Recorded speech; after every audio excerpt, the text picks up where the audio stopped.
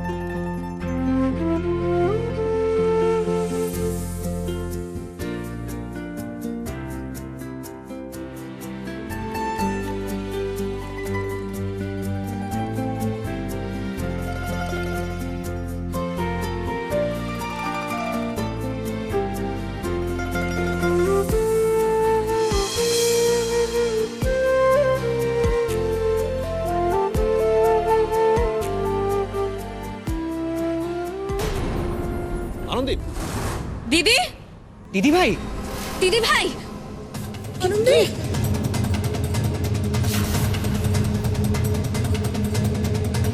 আনন্দী, কি হয়েছে আনন্দী? এ বাবা, সপ্তপদীর সময়তে মেয়ে অজ্ঞান হয়ে গেল। হ্যাঁ গো, সপ্তপদী না হলে তো বিয়ে সম্পূর্ণই হয় না। এ তো ঘোর অমঙ্গল।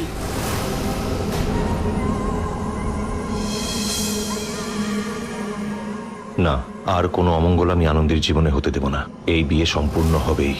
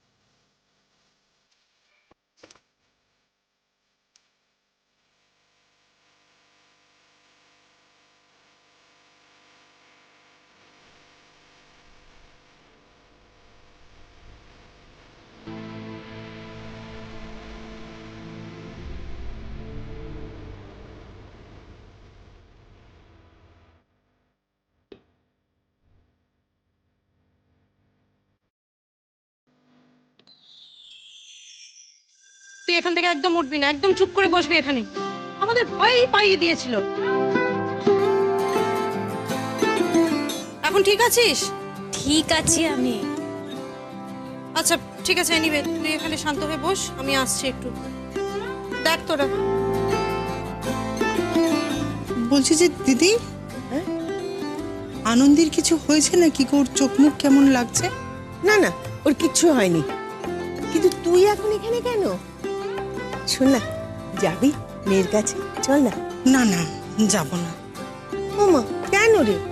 তোর মেয়ে, তুই যাবি না মেয়ের কাছে? চল। আনন্দের জীবনে অনেক দুর্যোগ এসেছে গো। আমি চাই না আমার জন্য ওর জীবনে আর কোনো অশুভ ছায়া নেমে আসুক। তোর জন্য ওর জীবনে আর কোনো অশুভ ছায়া নেমে আসবে না। তুই তোর মা, মা সঙ্গে থাকলে মেয়ের জীবনে কখনো অশুভ ছায়া নেমে আসে? তুই দেখবি তোর মেয়ে খুব সুখী হবে, খুব ভালো থাকবে আনন্দে। তাই যেন হয় দিদি, ঠাকুরকে ডাকি আমি, তাই যেন হয়। নে নে নে, চটপট কিছু খেয়ে নে, সারাদিন খাসনি বলে এই অবস্থা হয়েছে। নে। দাঁড়াও, আমি খাইয়ে দিচ্ছি। আরে কি করছো কি? মা পিসিমণি ওখানে সবাই রয়েছে, সবার সামনে কি হচ্ছে এটা? বিয়েটাও তো সবার সামনেই হয়েছে, সবার সবটা দেখেছে।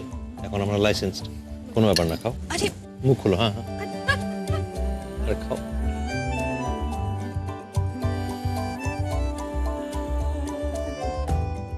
অনুভব সত্যি আমার মেয়েটাকে ভালোবাসে, যত্ন করে। ও ঠাকুর, তুমি দেখো ওরা যেন সারা জীবন এইভাবেই হেসে খেলে থাকতে পারে। অনুভব প্লিজ না, আমি খাবো না। আমার সত্যি ভালো লাগছে না, ইচ্ছা করছে না, প্লিজ খাবো না। বাবা, প্রেমটা দেখেছিস? ভেরি গুড, খুব কেয়ারিং আমাদের জামাইবাবু, গুড। অনুভব প্লিজ না, সবাই দেখছে, আমি খাবো না, প্লিজ। ভাই খেয়ে নে, এরপর আবার ওষুধ খেতে হবে তো, তাড়াতাড়ি খা। এক্স্যাক্টলি। এই কি চোখে চোখে ইশারা করছিস? দাদা, আজকে নো মার্সি, পুরো খাবারটা খাওয়াতে হবে। চল চল খেয়ে নে। দিদি ভাই, বিয়ের পর বররা বউকে খাইয়ে দেয়, এটা তো ট্রেন্ড, তুমি জানো না? একদম। বুলটি বড্ড পেকে গেছিস জানিস, মার খাবি এবার আমার কাছে। এই দেখাচ্ছ, আমি কিন্তু ট্রাই করছি, বউ খেতে চাইছে না, ব্যাগড়া দিচ্ছে। এবার আমি কি করবো বলো? আচ্ছা আচ্ছা, ঠিক আছে ঠিক আছে, অত ঝগড়া করতে হবে না। আমি আরেকটা প্লেট এনেছি। সারা দিন তো দুজনে কিচ্ছু খাওনি, এখান থেকে দুজনে মিলে খেয়ে নাও তো দেখি। আর ঝগড়া করতে হবে না। হ্যাঁ, এক মিনিট, এত ইজিলি তো তোমরা ছুটি পাবে না। তখন দাদা ভাই দিদি ভাইকে খাইয়ে দিচ্ছিল, এখন দিদি ভাই দাদা ভাইকে খাইয়ে দেবে। একদম।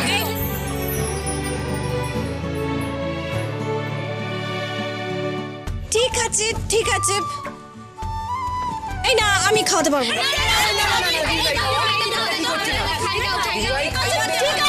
খাওয়াচ্ছি খাওয়াচ্ছি, শান্ত হও প্লিজ।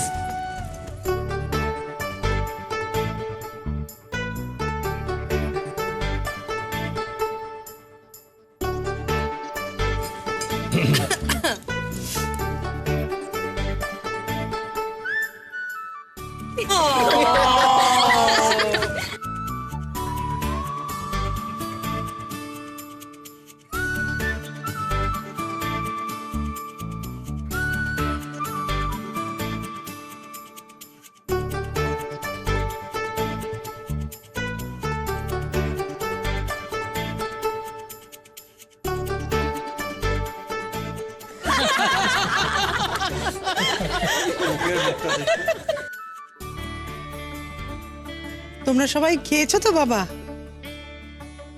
হ্যাঁ মাসিমা, আমরা খেয়েছি সবাই। ঠিক আছে, আর কোনো দরকার লাগলে আমাকে বলো কিন্তু। হ্যাঁ হ্যাঁ, নিশ্চয়ই বলবো। ঠিক আছে। কিন্তু যাই বল অনুভব, তোর পাটা যে এত তাড়াতাড়ি ঠিক হবে, আমি রিয়েলি শক। আর তুই খুব তাড়াতাড়ি রিকভার করেছিস। রিকভার তো আমাকে করতেই হতো, but all credit goes to me. তোমার জন্যই অনুভব আবার হাঁটতে পারছে, আর এটা দেখে আমরা সবাই খুশি। কি ওয়েল, অনুভবের যদি সেরে যাওয়ার ইচ্ছেটা না থাকতো তাহলে কিছুই হতো না। ওর ইচ্ছেটা ছিল, তাই ও সেরে উঠেছে। আচ্ছা, এই রঞ্জনের সঙ্গে বিয়ের প্রপোজালটা যদি হ্যাঁ বলে দিতে তাহলে কি হতো বলো? কি আর হতো, এতদিনে বিয়ে হয়েছে তো, সুখে সংসার করতাম।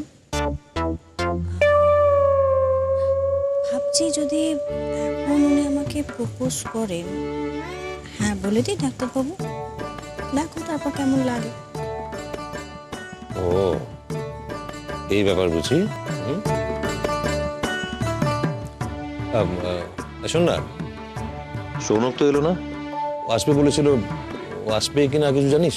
কি করে বলবো বলতো ভাই, এটা এখন খুব সাকসেসফুল মিউজিক ডিরেক্টর, 9 মাসে 6 মাসে কথা হয়।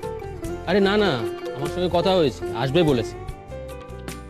আচ্ছা সৌনক মানে সৌনক ব্যানার্জি মিউজিক ডিরেক্টর, ওই যে কি ছবিটার নাম, বসন্ত আলাপের মিউজিক ডিরেক্টর। কতগুলো ইনফরমেশন একসঙ্গে পেয়ে গেলাম তোমার কাছ থেকে। দেখো আমি তো এত খবর জানি না। সৌনক নামটা আমি কনফার্ম করতে পারি, সৌনক ব্যানার্জি, তবে সিনেমার নামটাও আমি বলতে পারবো। রিয়েলি? তো সৌনক ব্যানার্জি তোমার বন্ধু দাদা? এটা আগে বলনি কেন? তো দারুণ ব্যাপার। বাপরে বাপ, দা সৌনক ব্যানার্জি, এত ক্রেজ! এবার তো দেখছি শাড়িদের সামনে আমার কদর কমে যাবে।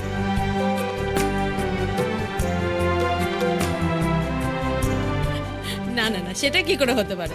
তোমার কদর কখনো কমবে না, তুমি তো আমাদের ফেভারিট জামাই বাবু। তাই বুঝি? এই যে আমাকে অনুভব দা বলছো, কখনো তো আমাকে দা অনুভব মিত্র বলনি, এতে তো কদর কমলো। কিন্তু সৌনক ব্যানার্জি তোমার বন্ধু কি করে হলো? উনি তো মিউজিক ডিরেক্টর, উনি তো ডক্টর নন। সৌনক ব্রিলিয়েন্ট স্টুডেন্ট ছিল, বাকায়দা ডাক্তারি পাশ করেছে, আবার গানও করতো। ওর গানের কথা বললো বলে মনে পড়লো, কলেজ ফেস্টে ওর গান ছাড়া চলতোই না। হ্যাঁ, কি ব্রিলিয়েন্ট রেজাল্ট করেছিল এমবিবিএস। সবাই তো ভাবছিল বড় ডাক্তার হবে, কিন্তু 1 বছর প্র্যাকটিস করার পর বললো যে ও নিজের ফার্স্ট লাভের কাছে ফিরে যাবে, মিউজিক। বাবা, দ্যাটস রিয়েলি ইন্টারেস্টিং। না মানে সিরিয়াসলি, ডাক্তারির মতো প্রফেশন ছেড়ে গান? ইয়েস। বাই দ্য ওয়ে, আমি একটু ওয়াশরুম থেকে আসছি, আমার ছুটিটা বোধহয় ওদিকে। Excuse me.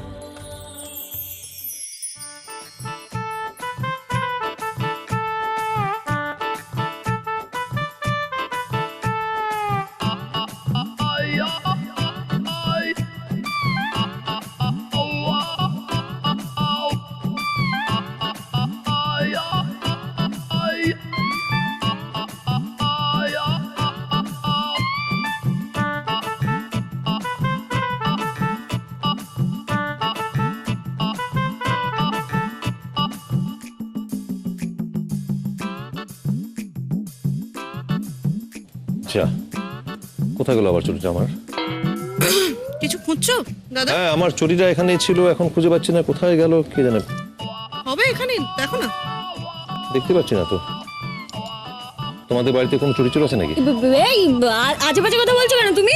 আমাদের বাড়ির লোককে তুমি চোর বলতে চাইছো? না, আমি বলতে চাইনি, কিন্তু পরিস্থিতি বলাচ্ছে আর কি। নন্দা, কোনো গেস তাহলে নতুন চুরিটা পড়ে চলে গেল নাকি আমার? আমি কি করে জানবো? I don't know. I don't know মানে? তাহলে আমি কি খালি পায়ে সারা বাড়ি ঘুরে বেড়াবো? কি বলছো? মনে হচ্ছে এবার তাই করতে হবে। What do you mean? আমি বলছি চটি হারানোর কথা, তোমরা হাসাহাসি করছো নিজেদের মধ্যে, আশ্চর্য।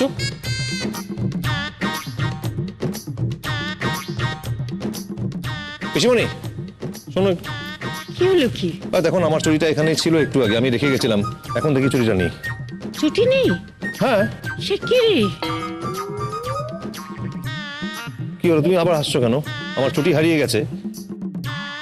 ওরে পাগল, বিয়ের দিন বলে জুতো লুকোতে হয়, তো সারা লুকিয়েছে দেখলে। বিয়ের দিন পরে চুটি লুকোতে হয় না? এটা কি নিয়ম আমি ঠিক বুঝতে পারছি না, কি ব্যাপার কি বলো তো, আমাকে বুঝিয়ে বলো। কি জানি, আমি বলতে পারছি না। আশ্চর্য। কি আর করবে অনুভবটা, তোমাকে এবার খালি পায়ে হাঁটতে হবে। কি আর করবে বলো?